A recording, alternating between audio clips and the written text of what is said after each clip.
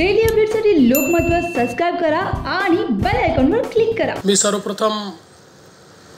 विजय बाबूंचं अतिशय मनपूर्वक अभिनंदन करतो की मागील वर्षीपासून त्यांनी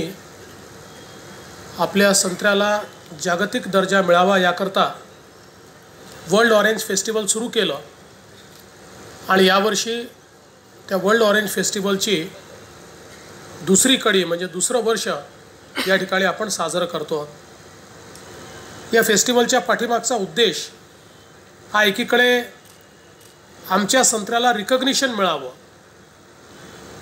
जगामध्ये नागपूरचा संत्रा किंवा आपला जो विदर्भातला संत्रा आहे हा संत्रा ओळखला जावा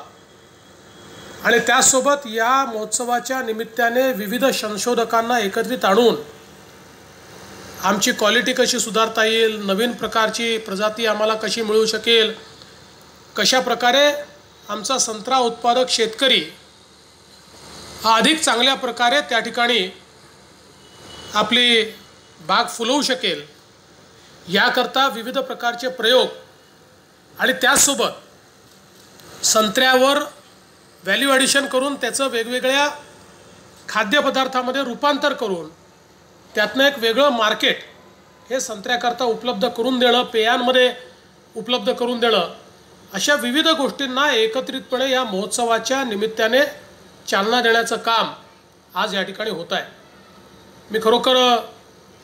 या ठिकाणी विजय बाबूंचं, देवेंद्र बाबूंचं सगळ्यांचं अतिशय मनपूर्वक अभिनंदन करेन की याच्या पाठीमागे एक मोठी मेहनत ते उभी करतात